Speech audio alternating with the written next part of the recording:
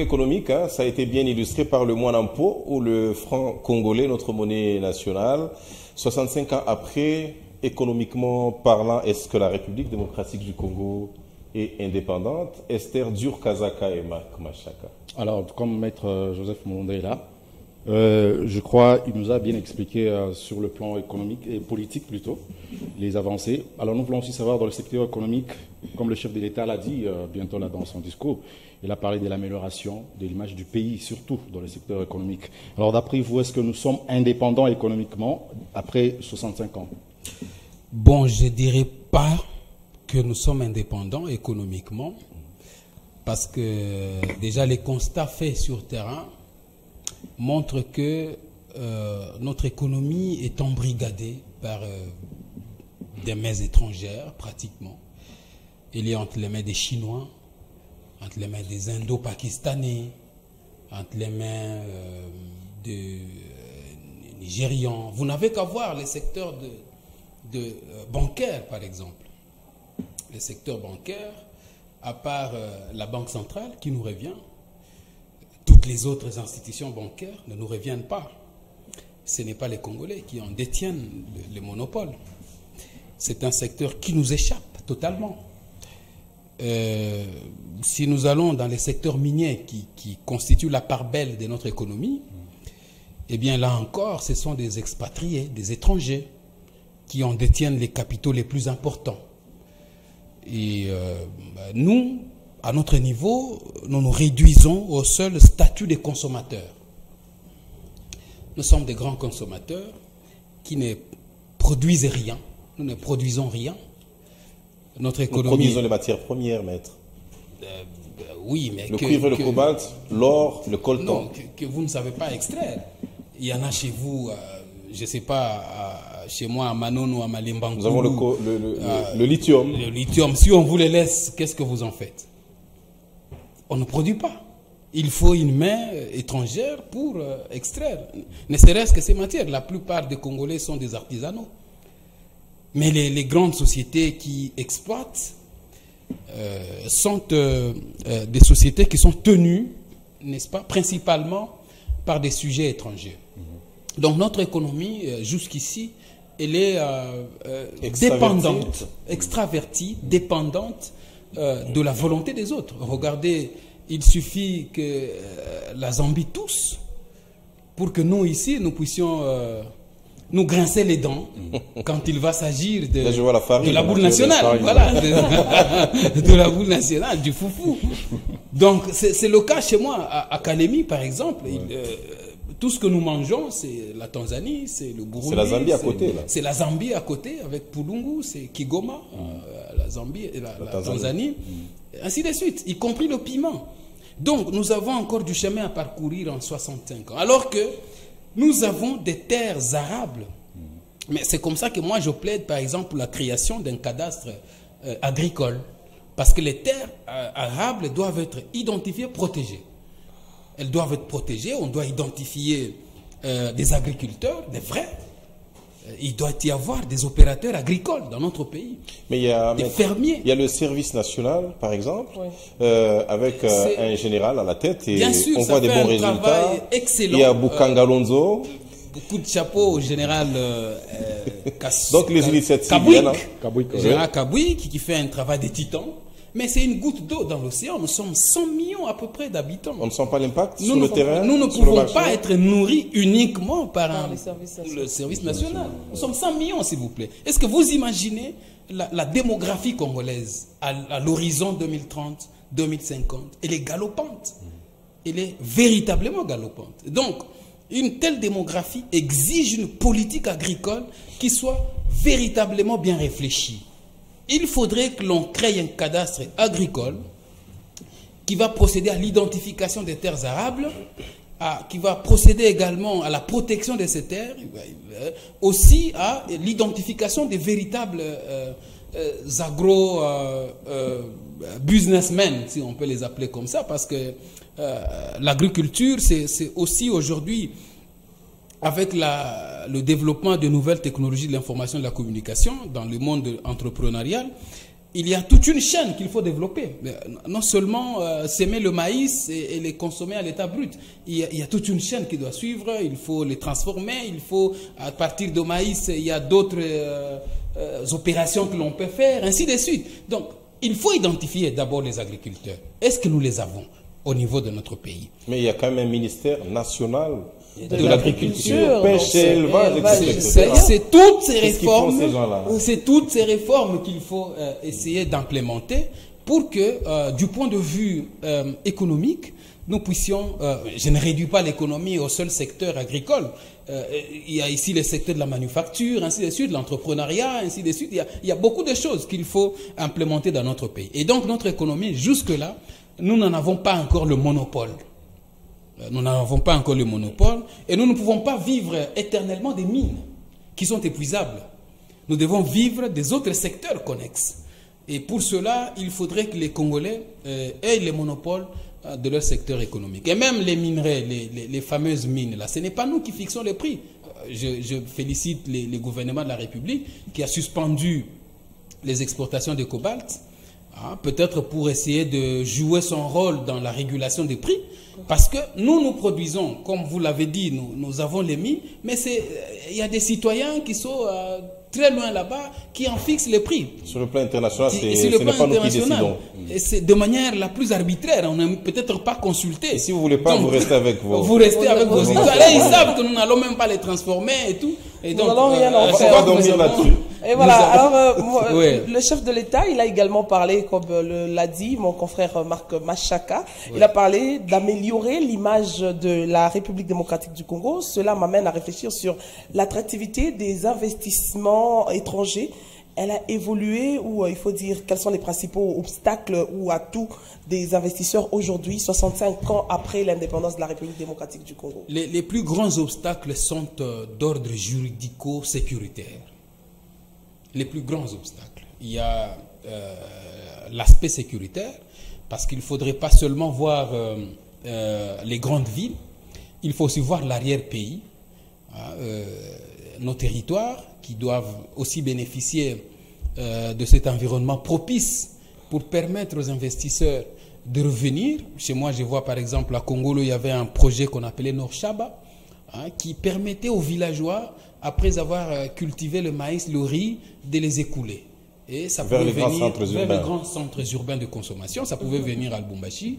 Je me rappelle qu'on mangeait du riz qui venait de Congolo. On pouvait avoir de l'huile qui venait de Congolo aussi, de Malemba-Nkulu et d'un peu partout.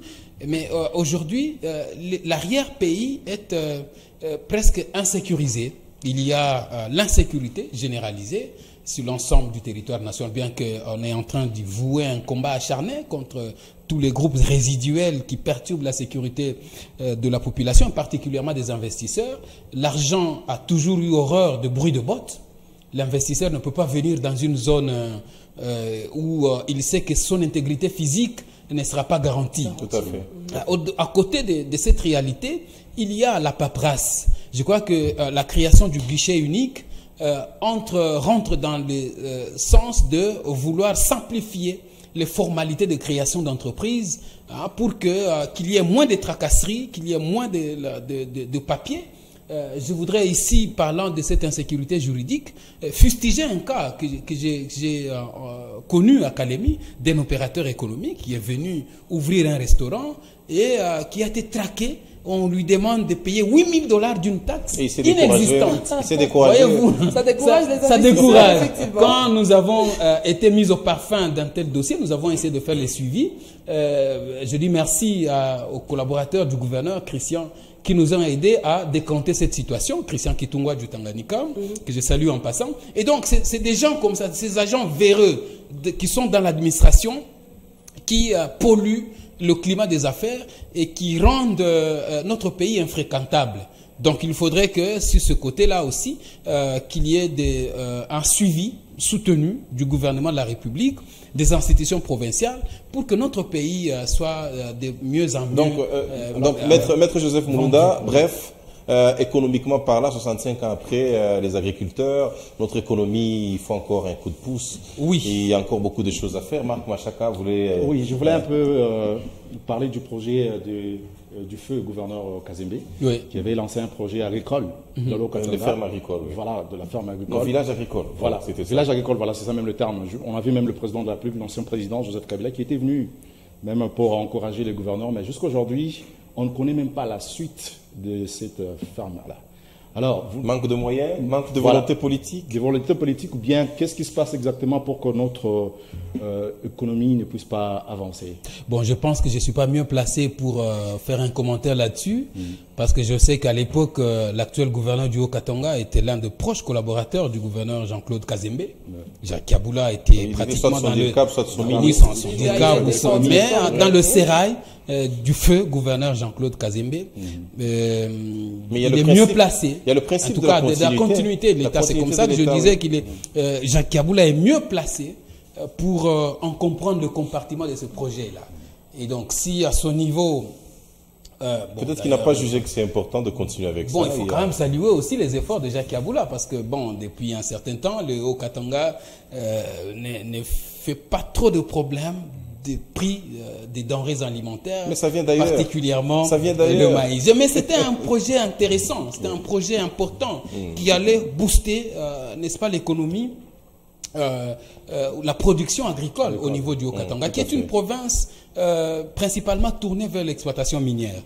Mais les mines qui devaient normalement financer aussi l'activité agricole devraient être mises à contribution pour que ce projet marche. Moi, j'en connais. Je connais des fermiers comme Yves Kikontwe qui sont véritablement tournés vers cette activité. C'est un privé.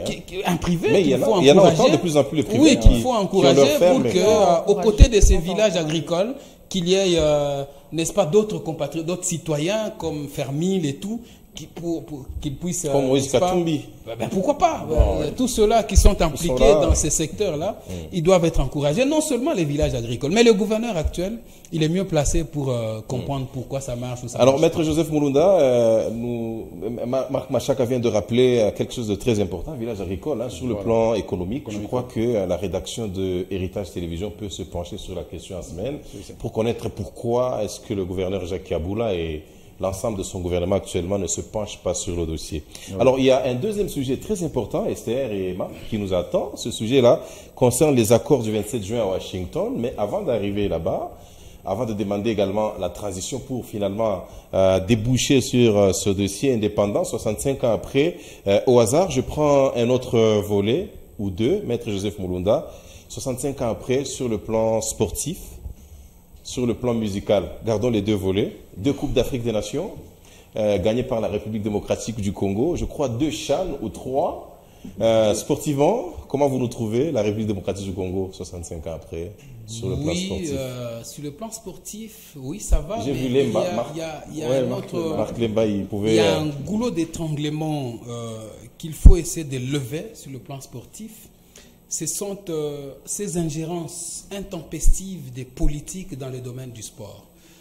C'est vrai qu'il n'est pas interdit aux politiques d'avoir des équipes, mais l'implication des politiques commence à peser sur le développement du sport. Donc les équipes ne sont plus véritablement subventionnées. On a vu le comité de Mazembe pleurnicher. Oui, Mazembe qui fait la fierté de notre pays. il fait les frais, par exemple, du militantisme de son président. Tout dépend du bord qu'il se retrouve. Quand il est en odeur de sainteté avec les régimes, Mazembe en bénéficie. Mais quand il est de l'autre côté de la rue, eh bien... mais durant les 65 ans, Mazembe a quand même glané quelques trophées. Oui, on devait continuer. Nous avons vu Mazembe aller jouer le Coupe du Monde de club. Ouais. On a vu Mazembe aller jusqu'à ces niveaux-là. Et c'était une fierté nationale. C'est la République démocratique du Congo dont on parlait en ce moment-là. Et donc, les sports, oui, il y a une certaine avancée, timide soit-elle, mais c'est une avancée quand même. Mais il y a cet aspect, moi je voudrais bien que ne soit président, on peut même légiférer là-dessus, hein, pour laisser être apolitique, oui, par exemple. Pour être véritablement apolitique. Pour être à l'abri les animateurs, tout ce qui arrive. Oui, pour être à l'abri hein, de tous les règlements de compte, de tous les coups bas qui sont, tout à fait. qui ne bénéficient pas aux joueurs, qui eux ne font pas la politique. Les équipes doivent représenter le drapeau national, mais lorsque les intérêts politiques s'y mêlent, eh bien ça devient un peu dangereux. Mais Maître Joseph Moulouda, l'actualité la plus brûlante en sport reste aussi, je ne sais pas appeler ça partenariat, mais cette subvention, on a vu plus de 4 millions de dollars être déboursés par la République démocratique du Congo vers un club étranger, c'est Monaco, je pense. Oui. Monaco, oui. Et même Manchester, hein, je crois que je ne me trompe pas. D'abord, il y a Monaco déjà qui est confirmé. Oui, alors que le championnat national, chaque année, ne se termine pas faute de moyens. Aujourd'hui, nous avons Illico qui sponsorise notre championnat national avec au moins 100 000 dollars comme frais pour le gagnant, alors qu'il y a plus de 4 millions qu'on éjecte comme ça à l'étranger. Votre lecture sur ce sujet d'actualité? C'est une mesure très populiste de la part du ministre Didier Boudimbu. Une mesure assez populiste et même antipatriotique à mon avis. C'est très antipatriotique. Parce que avant de voir ailleurs, notre pays a un potentiel touristique normalement qui ne devrait pas avoir besoin de Monaco pour faire la publicité du pays. Ça, c'est comme si nous sommes en train de copier un pays voisin. Oui, c'est qu'on est en panne d'initiative. On est en panne d'initiative et ce n'est pas correct. On fait du plagiat. On fait du plagiat. Avec de l'argent jeté par c'est un peu paresseux On intellectuellement. va imiter les voisins. Le ministre a été plus ou moins paresseux intellectuellement. Et je crois que... Par contre, il devait injecter cet argent dans le développement du sport local. Surtout le stade des Martyrs, d'ailleurs, vous avez vu son état. Il y a le stade, il y a énormément de choses, des infrastructures qu'il faut valoriser. Il y a notre stade Académie qui ne connaît presque pas de compétition, alors qu'il a été construit, je suis sûr, avec l'argent du trésor public. Donc, il faut valoriser ce stade-là. Le pays est vaste. Nous avons un potentiel sportif important qui nécessite un encadrement soutenu. Et donc, que de prendre l'argent, aller injecter dans un club parisien, c'est pas européen, français, eh bien, pour moi, c'est un tout petit peu antipatriotique. C'est pas une avancée? D'après vous, c'est pas une avancée? Non, ce n'est pas une avancée. Je suis désolé, c'est pas une avancée. On a parlé aussi de la culture. Hein. 65 ans après, la musique, par exemple. Oui, la musique qu'on a écoutée à l'indépendance, jusqu'aujourd'hui, on a failli Poupa Ferrego, la Koffi Olomide. Oui, parlons peut-être de cette évolution de la musique en République démocratique du Congo. On est en train de perdre aussi nos valeurs culturelles parce qu'il faut dire à ce jour, on avait une certaine forme de musique jusqu'à la rumba et puis aujourd'hui, on est dans une musique nigériane, zambienne, étrangère. Quelle est votre vision des faits? Bon, c'est que sur le plan culturel, madame, en 60 de manière générale, de manière générale, sur le plan culturel, le Congo est en train de devenir une nation sans âme. Parce que déjà ici, même pour porter son propre nom, les noms qui sont censés être tirés du patrimoine culturel congolais, eh bien, regardez les noms que vous donnez à vos enfants, surtout vous, les femmes. C'est des diarrhées, c'est ainsi de suite. Non, mais attendez, diarrhée, c'est Dieu a répondu. Dieu a répondu, c'est ça, justement. Donc, alors qu'il y a des valeurs, madame, spirituelles derrière chaque nom. Chaque nom, oui. Normalement, sur le plan culturel, le ministère national de la Culture devrait faire la promotion des valeurs culturelles congolaises. Non seulement dans la musique, mais aussi dans notre restauration. Chaque fois que vous organisez vos fêtes, vous avez même honte de consommer du foufou dans vos fêtes. Vous ne savez plus manger les sombés dans vos fêtes. On ne présente même plus ça, au fait. On ne présente même plus. Ça ne vient plus. Oui, dans une fête où il y a le foufou, c'est que c'est une fête de pauvres. Et donc, cette perception hein, qui relève d'un complexe. En fait, face à d'autres cultures, il y a une forte acculturation. Et c'est vrai, c'est toujours important de s'adapter, n'est-ce pas, à l'évolution du monde. Mais lorsque cette adaptation va jusqu'à rendre votre culture récessive, eh bien, ça devient dangereux. Nous perdons notre âme. Un peuple qui n'a pas de culture, c'est un peuple sans âme. Nous devons rester authentiques, tout en nous peut-être en nous comparant aux autres, tout en nous adaptant aux autres. On s'adapte, mais on reste soi-même, on reste authentique. La musique congolaise devrait jouer ce rôle-là, de faire la promotion de nos langues nationales, de faire la promotion de nos cultures, y compris dans notre manière de nous marier. Regardez aujourd'hui, vous demandez les ordinateurs dans la dot. On demande des ordinateurs, on demande des histoires qui n'ont rien à voir avec notre culture. Qui n'ont rien à voir avec notre culture. Et donc nous avons failli sur ce point. Nous avons véritablement failli. Il faudrait que nous puissions rentrer, n'est-ce pas, pas à l'authenticité, version Mobutu, mais plutôt à la préservation de nos valeurs pour que nous puissions rester nous-mêmes. Voilà, merci beaucoup, chers téléspectateurs d'Héritage Télévision. Je suis en train de chercher ma caméra. Voilà, je vais la retrouver. On a fini le volet politique et économique ainsi que d'autres mini-volets qu'on a pris. 65 ans après, nous allons tirer les conclusions vers la fin. Est-ce qu'on peut se dire qu'on est satisfait ou on a encore beaucoup de choses à faire? On verra.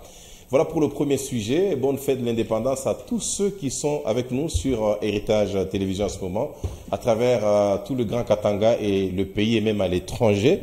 Premier sujet, c'est terminé par ici. On va attaquer le deuxième sujet. On l'a annoncé dès l'entame de ce spécial forum des héritiers. On parlera des accords du 27 juin à Washington entre la République démocratique du Congo et le Rwanda, sans parti pris, sans passion, sans militantisme.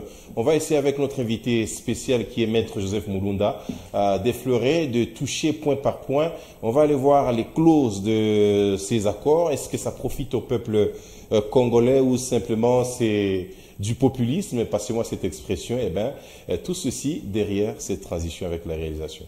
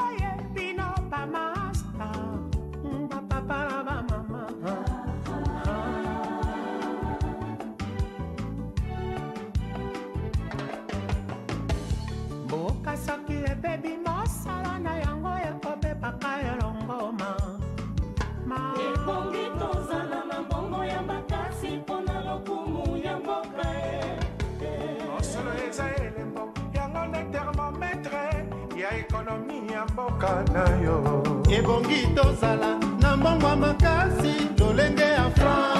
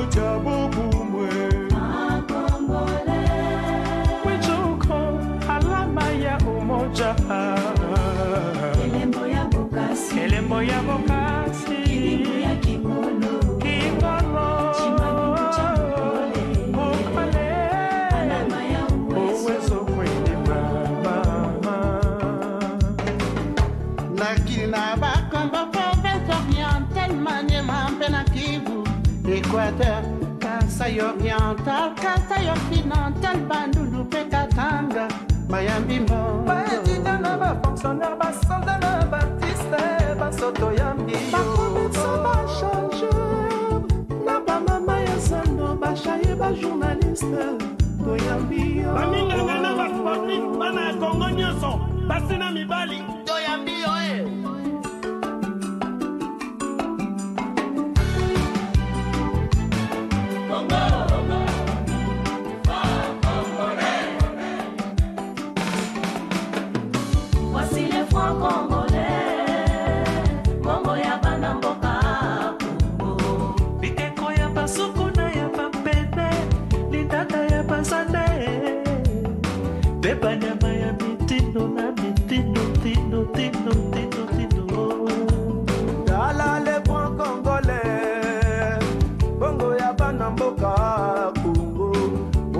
esheka mine na bisongo idongi ya Lumumba Hero national Ikeko ya balomba mpe bachokwe Chute ya Kamwanga Barrage ya Ida Voilà, nous sommes encore là à l'antenne. On est là, on est de retour. Hein. On rappelle que c'est la fête aujourd'hui, partout en République démocratique du Congo, même si Maître Joseph Mulunda n'a pas voulu fêter. Évidemment, le bilan des 65 années de l'indépendance de notre pays est tout à fait mitigé. Bon, à boire et à manger, on se bat, mais on s'efforce quand même à commémorer de manière positive ces 65 ans de l'indépendance de notre pays. Alors, ce plateau spécial Forum des héritiers dit merci à l'Asbel Nabi Samueli House. C'est grâce à cet Asbel que nous sommes sur ce plateau. C'est pratiquement Asbel Nabi Samueli House qui nous sponsorise et qui nous charge de vous dire bonne fête de l'indépendance. Alors, Esther et Marc, on continue avec notre débat. En face de vous, notre principal invité, Maître Joseph Mulunda. Cette fois-ci, nous en sommes aux accords de Washington. C'était le 27 juin dernier. On a vu que une partie des Congolais s'est réjouie de ces accords parce que selon cette partie-là, la guerre va bientôt se terminer et que grâce à la paix qui va revenir, le pays va redécoller, rattraper le temps perdu. Tandis que l'autre camp, l'opposition bien sûr, cet accord c'est du bluff et qu'on ne peut rien attendre donc de ce qui a été signé à Washington. En face de vous, cet invité principal qui jusqu'ici est en train de se battre. Merci à la réalisation. Je vois déjà la position, il attend la question. Alors c'est à vous Esther. Voilà, il faut dire que des voix s'élèvent en République démocratique du Congo pour s'inquiéter de la souveraineté de la RDC face à cet accord. Il y en a qui pensent que nous prenons des risques de perte d'autonomie et d'autres ou d'influencer dans les décisions nationales. Et vous, qu'en pensez-vous? Bien, vous savez madame, il y a une sagesse qui a toujours dit que lorsque vous voulez cacher quelque chose aux Congolais ou aux Africains, mettez-les dans un livre. Dans un livre. Ou par écrit. Ou par écrit, si vous voulez. Donc, la majorité de notre peuple ne lit pas déjà. Il se contente de bribes, d'infos qui sont, cette fois-là, politiquement motivées, distillées par les uns et les autres. Mais moi, personnellement, j'ai eu le temps de pénétrer cet accord, de le lire en profondeur, jusque dans ses annexes. Je note patriotiquement que l'intention, parce qu'il y a ici, parce qu'il est avéré déjà l'intention du président de la République actuelle de ramener la paix à l'est du pays, est manifeste. Et ça fait partie de son projet de société qu'il avait présenté au peuple congolais déjà en 2018, quand il était candidat, président de la République, face à celui de la majorité de l'époque, Emmanuel Ramazani Shadari. L'actuel président avait promis aux Congolais qu'il ferait tout pour que l'Est de notre pays soit totalement pacifié. Ça n'a peut-être pas été le cas au premier mandat, de 2019 à 2023. Les hostilités ont repris. Et les ADF ont pratiquement intensifié leur activisme. Si vous allez à Ituri, il y a même de nouveaux groupes armés qui naissent, avec l'ancien repris de la justice, Thomas Lubanga, qui a créé un nouveau groupe armé. Il y a dans les encablures de Kinshasa, les Mobondo, qui font la loi, qui défient l'autorité de l'État. Je ne voudrais pas ici ne pas mentionner l'activisme de Toi et de Bantou dans le Tanganyika. Et même des Bakatakatanga. Et même la résurgence sporadique de la milice Bakatakatanga. Et donc on est dans un environnement sécuritaire très complexe, avec en face une armée nationale réputée par son commandant suprême infiltrée.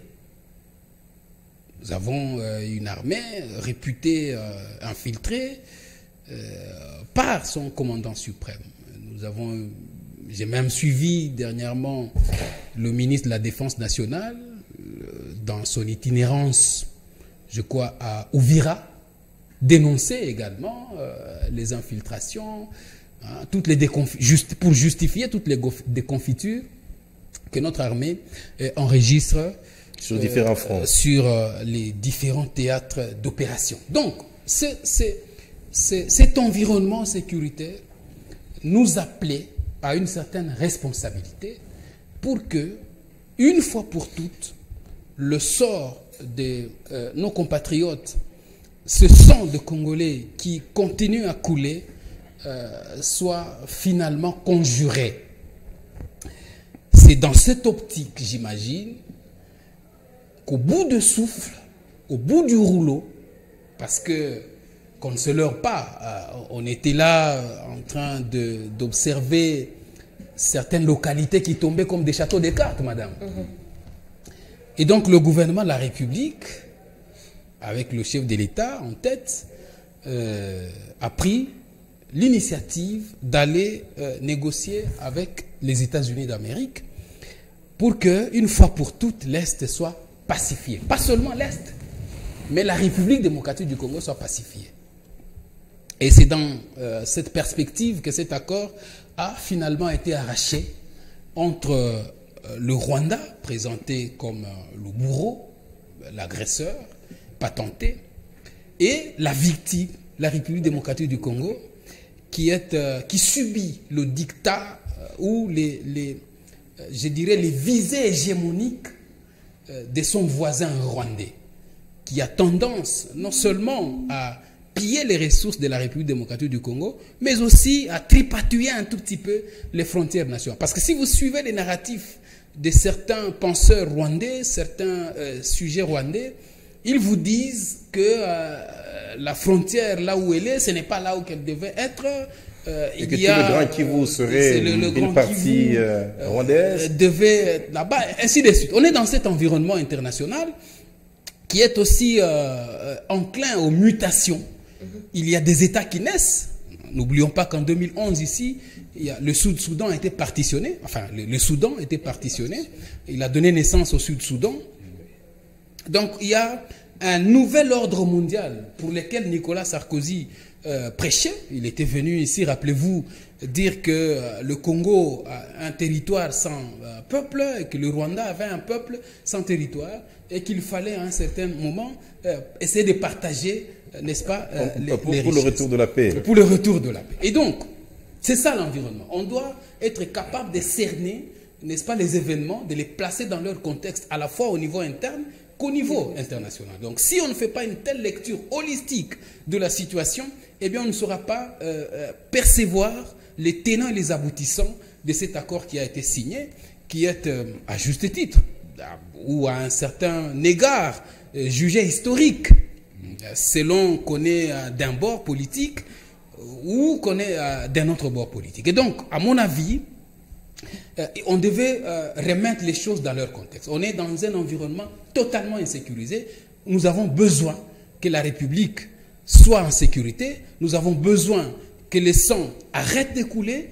Et nous avons besoin finalement que les développements du pays, que les ressources du pays profitent aux Congolais d'abord. Et donc l'initiative a été prise. Ils sont allés signer cet accord. Maintenant, la question que vous posez. Est-ce que cet accord est dans l'intérêt du peuple congolais ou qu'il est dans l'intérêt des puissances? Je dirais oui et non. Parce qu'à cet accord, il faut ajouter économique. Tout à fait, oui et non. Oui, parce que avec les Américains, certainement, nous allons signer peut-être un autre deal à deux cette fois-là, un deal bilatéral entre la RDC et les États-Unis, pour que les Américains nous aident à traquer toutes les forces négatives qui écument les territoires nationaux. Moi, je ne vois pas seulement l'Est du pays, parce qu'y compris les Mobondo sont aussi un groupe négatif. C'est un groupe armé aussi. Donc, peut-être les Américains vont nous aider à rétablir l'autorité de l'État sur l'ensemble du territoire national. Mais c'est un aveu implicite d'impuissance de notre part. Mais est-ce que cet accord stipule que les Américains vont déployer les forces sur le terrain pour nous aider justement à dénicher ces FDLR? Non, ben, les Américains vont venir investir dans les domaines miniers. Et là où les Américains investissent, généralement, ils y mettent la paix. Donc, mais est-ce que cet accord, justement, stipule, parce qu'on a vu la manière dont nos FARDC se sont comportés sur différents fronts, on peut dire qu'actuellement, notre armée est pratiquement en perte de vitesse. Alors, une bonne partie du territoire national, notamment là où les Américains ciblent pour aller, n'est-ce pas, puiser, exploiter ces matières, toutes ces parties-là sont occupées. Par quel mécanisme aujourd'hui on va se mettre à traquer tous ceux qui occupent ces parties-là, notamment le M23 et l'AFC? Bon, l'AFC, le M23, pour dire ce qui est dit dans cet accord, c'est une entité à part qui a un autre accord en gestation entre la République démocratique du Congo et cette rébellion qui est officiellement soutenue par le Rwanda, avec lequel on vient de signer un accord de paix. C'est qu'ici le principe, il est tel que la RDC et le Rwanda vont convoler en douces noces. Ils s'interdisent mutuellement de soutenir les groupes armés, parce que le Rwanda a toujours clamé haut et fort que nous, RDC, nous soutenons les FDLR, qui constituent une menace pour la stabilité du régime rwandais. Et donc désormais, la RDC s'engage avec le Rwanda à neutraliser ces forces négatives. Mais le Rwanda, de son côté, lui, d'après l'accord, va se limiter à lever les mesures défensives qu'il a placées, je crois, le long de la frontière avec la RDC, pour que finalement la situation ne puisse pas rester la même. Donc aujourd'hui, on peut dire que les relations entre la RDC et le Rwanda redeviennent normales, avec un objectif commun: mettre la paix à l'est du pays, neutraliser les FDLR. Mais avant que Marc ne prenne la parole, on va se rappeler qu'en 1994, en 1994, l'ONU, là où les États-Unis ont un droit de veto imposant, avait demandé à notre pays d'ouvrir un couloir pour recevoir justement ces FDLR qui seraient chez nous. Parce que moi, personnellement, je n'ai jamais vu ou je n'ai jamais localisé un endroit où se trouvent ces FDLR. Alors aujourd'hui que cet accord de Washington nous demande, nous, Congo, avec cette armée-là, de chercher ces FDLR et de les traquer là où ils sont, serons-nous capables d'aller les chercher et les traquer, où nous aurons besoin des Rwandais ou d'une autre force étrangère, notamment les États-Unis d'Amérique, pour aller chercher ces FDLR et les retourner chez eux ou les traquer? Normalement, vous savez que la diplomatie, de manière générale, est fondée sur la duplicité. Lorsque la démarche diplomatique est faite de manière aussi transparente et réaliste, eh bien, elle devient inefficace. Les Nations Unies ont une responsabilité historique dans ce qu'on appelle FDLR aujourd'hui. C'était un mouvement résiduel rwandais qu'on présentait comme une population menacée par l'actuel régime, d'ailleurs, de Paul Kagame, qui est arrivé à la suite de la mort d'Abiyarimana, ancien président rwandais, qui était Hutu, il faut le rappeler. Et les Hutus, qui sont majoritaires dans ce qu'on appelle FDLR, étaient pourchassés chez eux au Rwanda. Et les Nations Unies avaient demandé à l'époque, d'ailleurs Kengo est encore vivant, qui était Premier ministre de l'époque. Ah, il est encore en vie, hein? Il est encore vivant. Okay.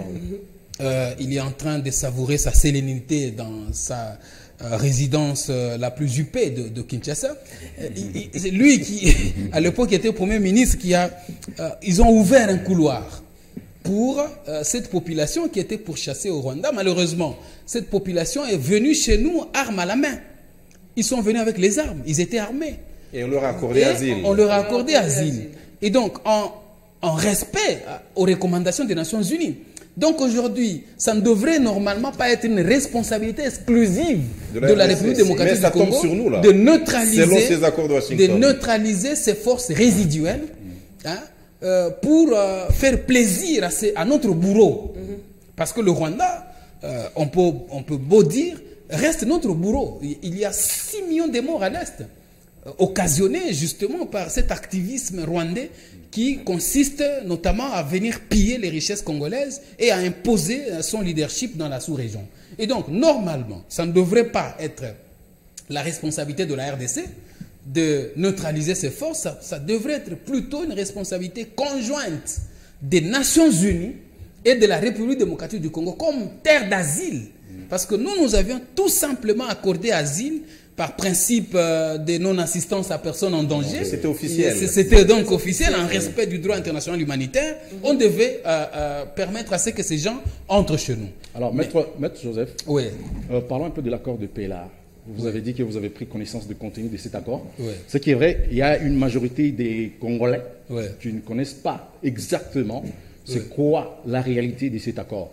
Alors, la question est celle de savoir, peut-on s'attendre à un résultat vraiment concret de cet accord? Bon, je ne dirais pas que, oui, ce n'est pas de la mathématique. On est ici, je vous ai dit que la diplomatie, c'est un jeu de dupes. Il y a ici une certaine duplicité, parce que la mise en œuvre de cet accord dépendra de la volonté des partis. Et je vois ici la RDC et le Rwanda, parce qu'il y a même une clause qui dit que cet accord peut être résilié à tout moment. On peut résilier cet accord. Le Rwanda peut se rebiffer, comme la RDC. Si jamais il constate que ses intérêts sont mis en péril.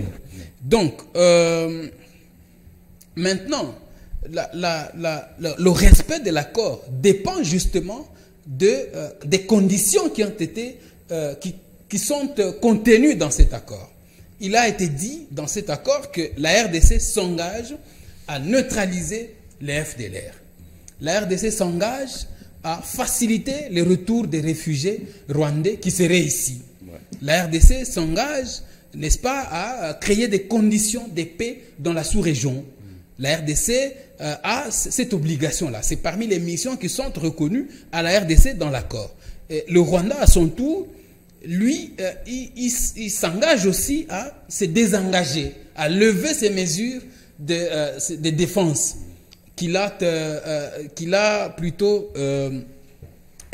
initié à implémenter chez lui, parce qu'il considère que les FDLR constituent une menace pour son pays. À un moment donné, le Rwanda a accusé la RDC d'avoir un discours belliqueux.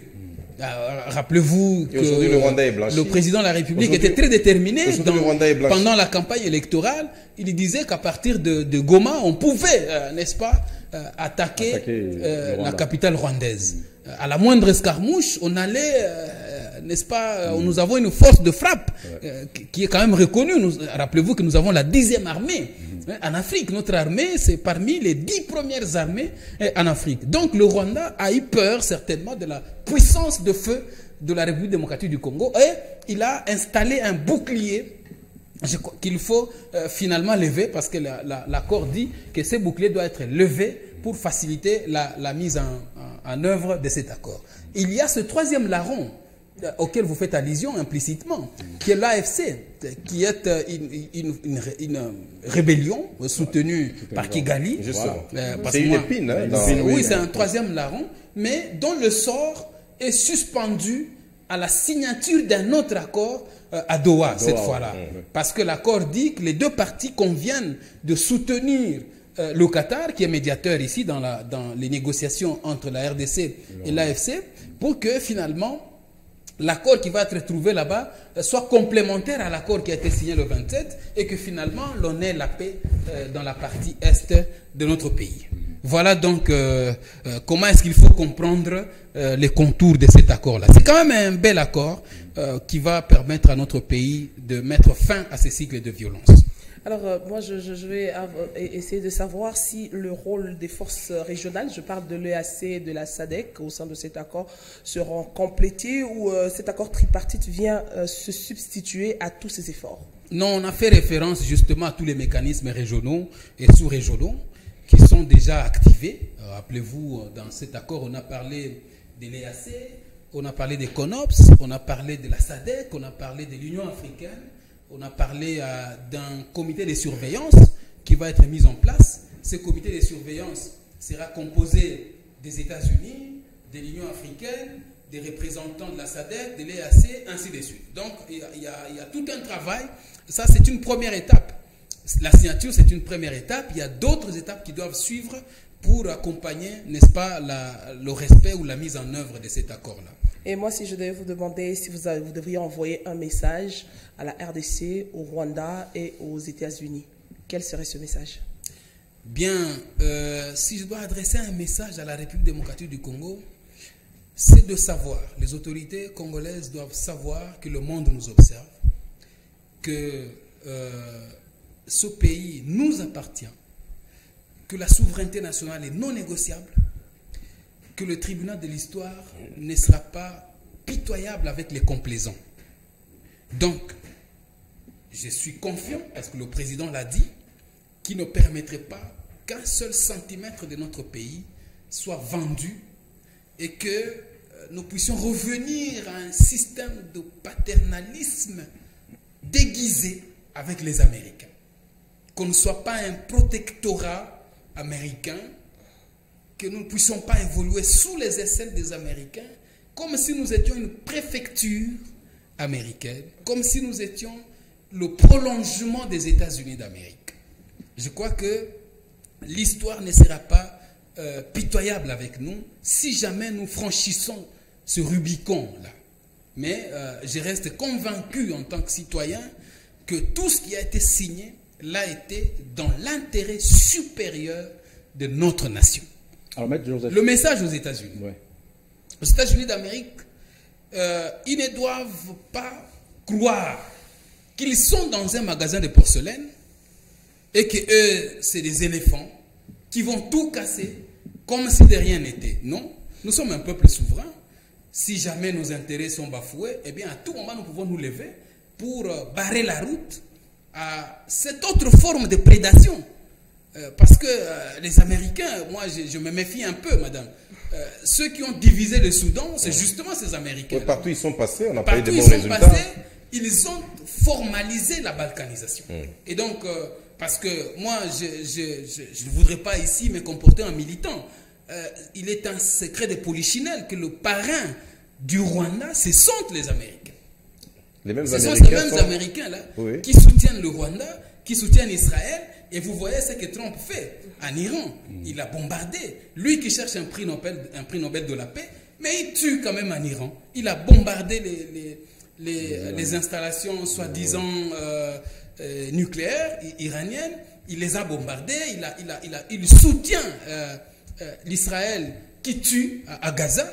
Rappelez-vous, il y a le peuple gazaoui qui traversent un mauvais quart d'heure de leur histoire. C'est très fort là-bas. Il y a des femmes, des enfants qui sont massacrés chaque jour par des bombes israéliennes. Moi, je ne voudrais pas ici, par un christianisme aveuglé, penser que Israël physique, c'est de cet Israël-là dont on parle dans la Bible. C'est de la naïveté. On ne doit pas être naïf à ce point. Donc, ce même Trump qui soutient Israël, qui tue à Gaza, et qui se révèle ici comme un sapeur-pompier, madame, il faudrait quand même que l'on se méfie un peu. Qu'on se méfie un peu, surtout qu'on a à la tête des États-Unis un businessman, un homme d'affaires qui ne voit que l'intérêt. Lui, il ne voit, il voit que le lucre. Il s'en fout éperdument du sort des populations. Il ne voit que le lucre. Et donc, si c'est dans ce cadre-là, dans ce sens-là, je suis convaincu que notre peuple s'élèvera un jour et il mettra fin à ça. Alors, au Rwanda, c'est finalement de saisir cette occasion qui lui est donnée de faire la paix définitivement avec la République démocratique du Congo. Parce qu'on ne peut pas duper tout le monde tout le temps. Il peut arriver un temps où le jeu de dupes s'arrête.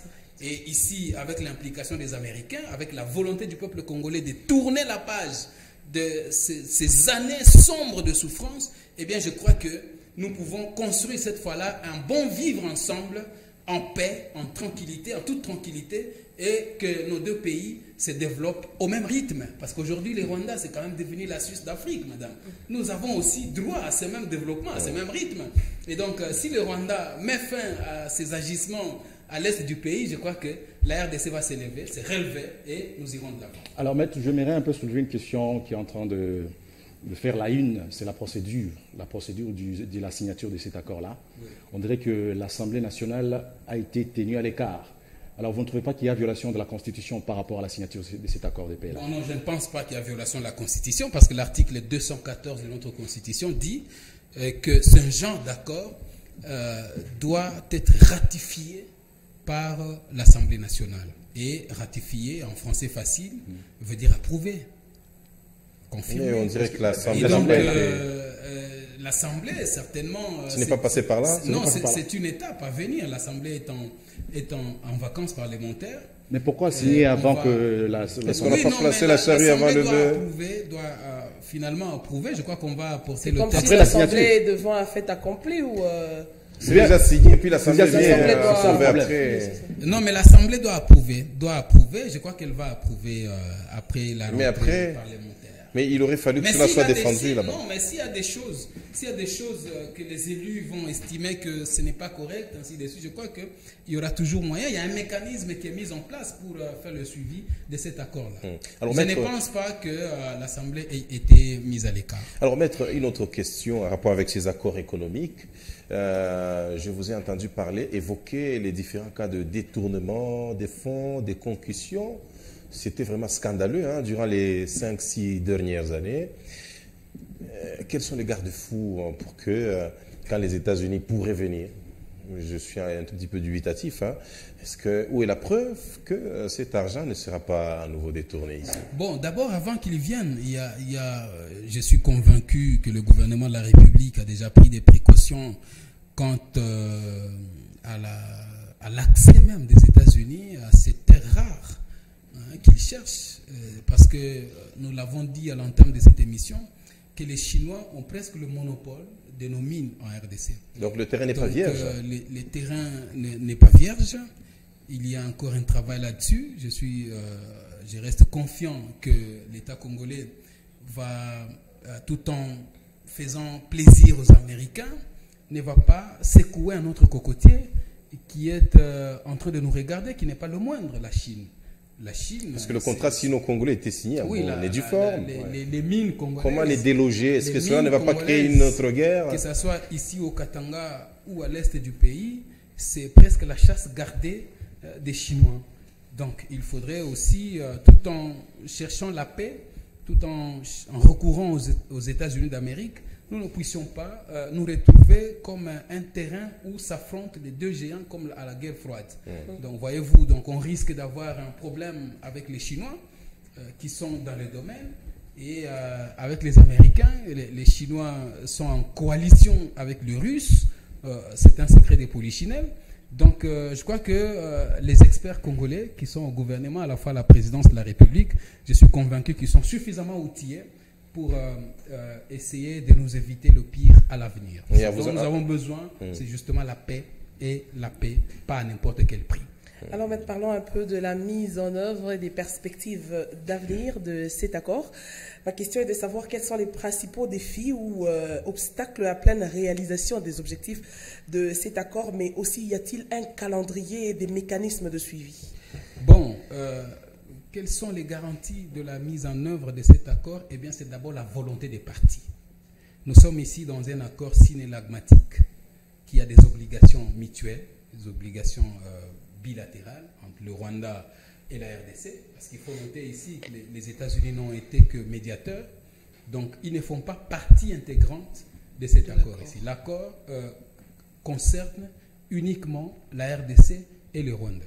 Et les deux parties doivent faire preuve de bonne foi pour mettre en œuvre cet accord. Mais encore une fois, on n'a pas dit à quoi on consacre le premier pas qui commence en premier. Parce que quand on a suivi le ministre rwandais des Affaires étrangères, il a dit la RDC neutralise les FDLR et le Rwanda lève les mesures défensives à la frontière.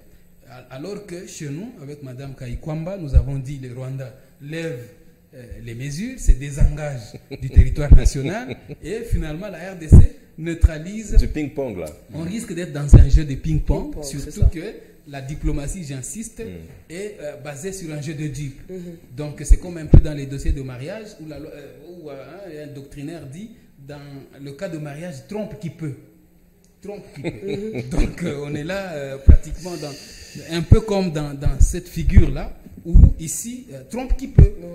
Le Rwanda va dire, moi, pour mettre en œuvre cet accord, j'attends que la RDC neutralise les forces négatives. La RDC va dire, moi j'attends, avant de neutraliser, j'attends que le Rwanda se désengage du territoire national.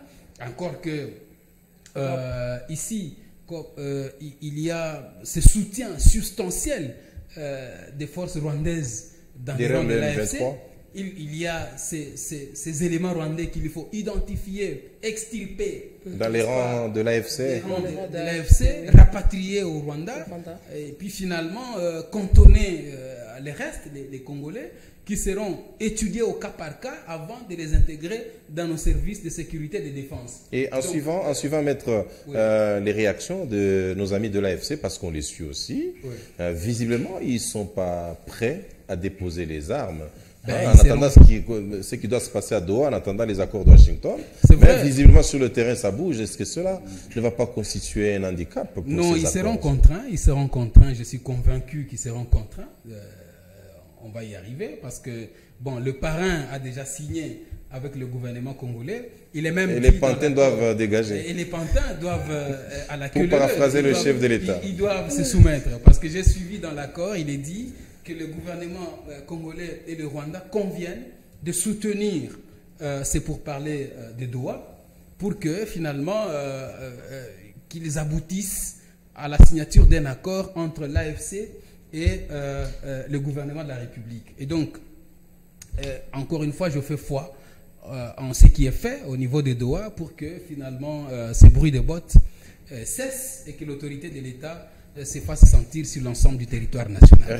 Restons positifs, hein? On est tous Congolais et nous espérons vraiment que dans un avenir très proche, notre pays va retrouver la paix et finalement redécoller parce que nous avons justement besoin de cette paix pour que tous les compartiments, tous les domaines de la vie nationale puissent marcher.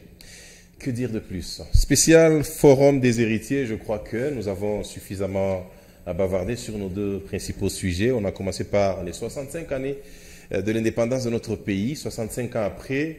D'où venons-nous, où sommes-nous et où allons-nous? Est-ce que nous faisons du surplace, on stagne ou nous avançons politiquement, économiquement, culturellement, etc., etc. Notre invité a été brave, hein, bravo à lui. Et nous espérons que ce n'est pas la dernière fois qu'on le reçoit ici. Et puis, deuxième sujet, les accords, les fameux accords du 27 juin à Washington. Et on a été dans les méandres et je crois que c'était sans passion, c'était sans parti pris, sans militantisme. Nous avons essayé également de bavarder là-dessus. En face de Maître Joseph Mulunda, à qui je dis sincèrement merci, c'était la vaillante Esther Diour-Kaza, qui est Marc Machaka, de la rédaction de Héritage Télévision. Maître, un petit mot, peut-être un vœu, un souhait à l'occasion de l'indépendance. Merci beaucoup. Merci de l'honneur que vous me faites, particulièrement d'être reçu sur ce prestigieux plateau d'Héritage Télévision. J'en profite pour saluer son promoteur, le pasteur Flori Kabange-Numbi, ancien procureur de la République. À la retraite, qui serait en train de nous suivre tranquillement, on le salue aussi. Je les salue, ce valeureux notable Katongé qui a servi la République. J'en profite pour saluer tous les téléspectateurs d'Héritage Télévision qui nous suivent à travers le monde. C'était donc un plaisir pour moi de venir ici partager avec vous cette actualité brûlante de notre pays. Nous l'avons fait sans militantisme. Nous l'avons fait sur pied de l'article 22-23 de notre Constitution qui consacre la liberté d'expression, la liberté des pensées, parce qu'il s'agit de notre pays, nous n'en avons pas un autre. Ceux-là qui les dirigent aujourd'hui n'ont reçu qu'un mandat de notre part. Ils agissent par délégation et donc nous avons le droit et le devoir de voir avec un œil plus ou moins patriotique tous les actes qu'ils posent parce qu'ils nous engagent et ils engagent les générations futures. Nous avons la responsabilité de veiller à ce que ce pays, nous les léguions à nos enfants tels que nous l'avons reçu des pères fondateurs, particulièrement d'Emery Patrice Lumumba et de tous les autres qui ont servi avec passion ce pays, qui nous ont amenés jusqu'ici. Et donc, c'est ma manière de souhaiter joyeuse fête d'indépendance à tous mes compatriotes de l'Est du pays. Je crois qu'ils ont beaucoup enduré et je suis convaincu que le salut est en train de venir. Encore une fois, nous serons libres d'aller à Goma, à Bukavu, contempler et traverser vers le Rwanda, devenu un pays ami. Un pays ami. Donc, je ne peux pas terminer sans saluer cette population du Tanganyika qui me suit en ce moment. Ces notables Tanganiquais, Nadine Katumbwe et tous les autres qui sont là à Kalemi, bien que traversant des moments difficiles, parce que le lac Tanganyika, il s'impose sur les rues de Kalemi. Et qui sont libres. Disparaît. Je crois que toutes ces souffrances-là, il y aura un jour où ça passera et nous aurons un leadership véritablement transformateur à la tête de l'exécutif provincial du Tanganyika. Et vos ambitions politiques, vous tenez toujours à être un jour gouverneur du Tanganyika? Mais bien sûr, peut-être même plus que ça, pourquoi pas. Nous avons le droit de rêver aussi. Je crois qu'il n'est pas interdit de rêver. Voilà, merci. Nous pensons que nous avons encore le temps et l'énergie nécessaire pour servir la République démocratique du Congo, notre cher et beau pays. Voilà, merci à vous. Voilà, Esther, on est en train d'aller vers la fin là. Alors, bon, il faut dire que le dernier mot, il n'y en a pas. On a posé toutes des questions, à part remercier les téléspectateurs de Héritage Radio et Télévision et surtout encourager la population congolaise à participer massivement au développement du pays. 65 ans après, nous avons vu les résultats. Tout le monde devrait mettre la main à la pâte pour que la RDC se réveille de sa plus belle robe et que nous soyons un peuple valorisé ici chez nous comme en dehors. Bonne fête de l'indépendance, Esther. Bonne fête à toi, Marc Machaka. Okay. Merci beaucoup. D'abord, je dis merci à Maître Joseph Mulunda parce qu'il a été très clair à nos questions. Et je suis sûr que la population congolaise est bien éclairée par rapport à l'accord qui a été signé récemment à Washington, l'accord de paix. Je crois que tous les Congolais sont maintenant bien éclairés. Je dis merci à la maison Nabi Samuel House qui nous a sponsorisé. Je dis merci au promoteur de la chaîne, Papa Kabangé, Flori Kabangé, voilà, je l'appelle toujours comme ça. Et je lui souhaite aussi très bonne fête de l'indépendance et aussi à tous les Congolais. Merci. Voilà, mesdames et messieurs, c'était un grand plaisir et un grand honneur, surtout un grand bonheur aussi, de tenir ce spécial forum des héritiers. Nous avons été vraiment heureux de recevoir Maître Joseph Mulunda avec tous les autres confrères. Merci à la grande équipe réalisationnelle, chapeautée et commandée par Madame Doris Kabango. Et puis ASBL Nabi Samuel Yaos, merci de toujours être derrière tout ce qui se passe ici à Héritage Télévision. Mesdames et messieurs, c'était une manière pour nous de contribuer avec notre pierre à l'édifice de notre pays, la République démocratique du Congo. Aujourd'hui, 65 ans après, et nous espérons que les années à venir seront beaucoup plus meilleures que les 65 années passées. Merci à tous de nous avoir suivis. Au revoir et à la prochaine. Indépendance, tcha-tcha, Tozumiye. Oki Kwanza, tcha-tcha, Toubakidi. Au tableron, tcha-tcha, Bagagné. Onipata, tcha-tcha, Tozumiye. Indépendance, tcha-tcha, Tozumiye. Oki Kwanza, tcha-tcha, Toubakidi. Au tableron, tcha-tcha, Bagagné. Onipata.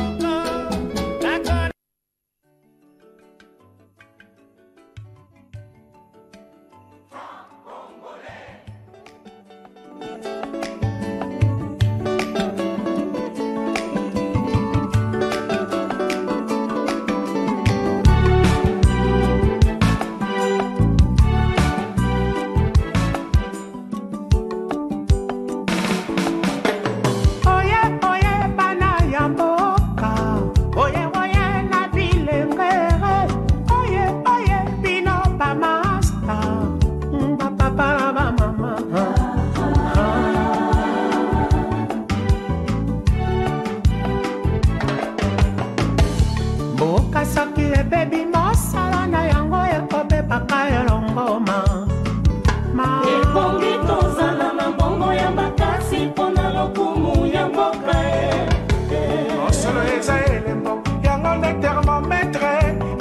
ekonomi ya mboka na yo. Ebongi tozala na mbongwa makasi lolenge ya franc congolais.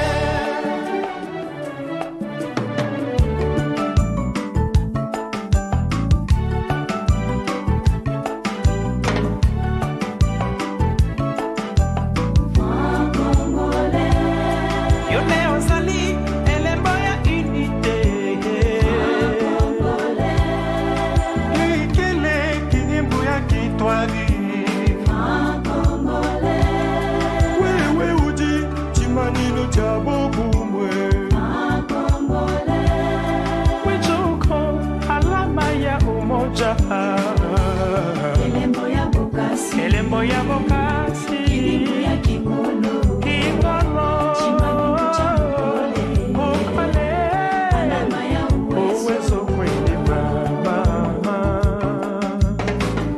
Nakina bakomba province orientale Maniema mpena Kivu Équateur Kasai oriental Kasai occidental Bandundu pe Katanga Mayambimbo Bayedida na bafonctionnaire Basanda na Baptiste Basoto yambi Bakomisa bachangeur Na bamama ya zando Bachaye bajournaliste Toyambi Baminganga na basportif Bana ya Kongo nyonso Basina mibali Toyambi